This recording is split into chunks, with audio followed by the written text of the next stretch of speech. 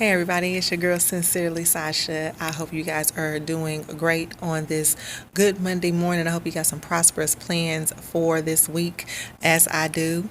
It's been a while since I've done a video. I've seen people subscribing. Thank you so much. Got a lot of good feedback. Do y'all still hear me? Okay. A lot of people are saying that they are highly motivated, excited about the CNA field from watching my videos, and that means a lot. Thanks, guys. I know y'all see a little bling on my finger, so what's been going on with me? I got married, and I just found out on Valentine's Day that I am expecting my third child. The topic of this video today is going to be I'm pregnant, but I'm a CNA. So what should I do in that case? So I'm still a CNA. I'm in a classroom right now, as you guys can see. My hair looks stiff. What's going on? I don't know why I keep freezing like that. But I'm in a classroom right now, so I'm still trying to keep that active because even though I've known women that have been pregnant, and I want to stay working as a CNA because of my medical benefits that I have through my job. It's not something I want to be doing full time. And of course, eventually, once I get to the third trimester, it's going to be time to hang up the scrubs for a little bit.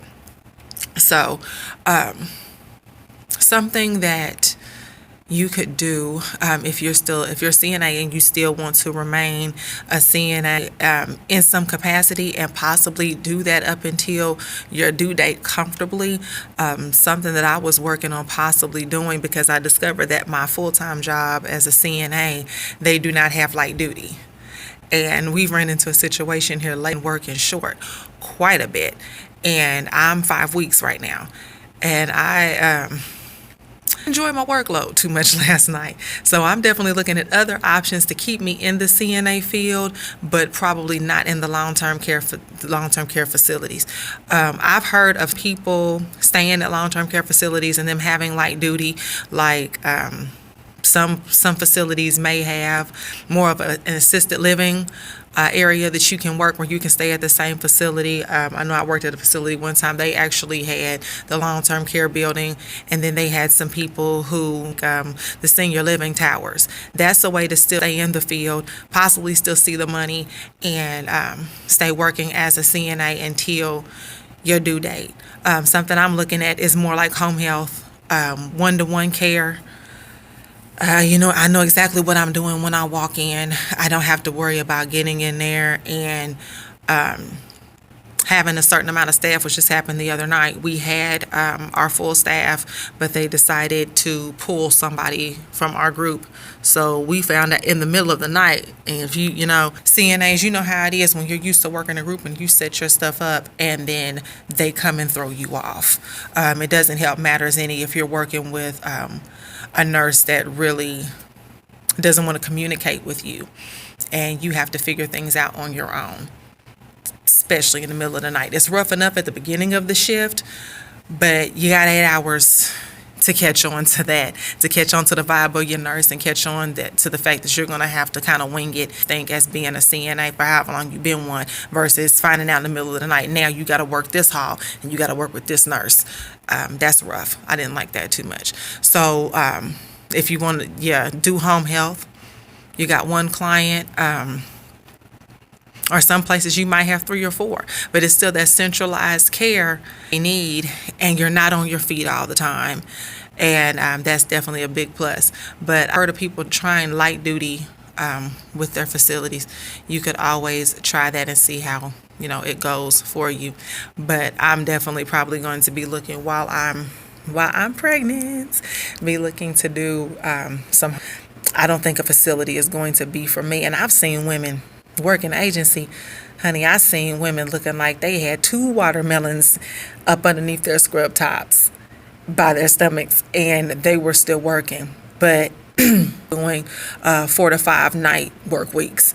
They were doing straight 16s, 2 16s a week, and spending the rest at home, preparing to have the baby. Or maybe even if you want to stay in the facility and you are somewhere like where I'm at, where they don't have light duty, you might want to try to possibly go PRN and do 12-hour shifts. That goes hand in hand with making yourself readily available Don't just give your number to the scheduler and hope you're going to get a call. You really have to get to know your other aides because, people be having lives. People be having stuff to do. And, hey, who knows? You may wind up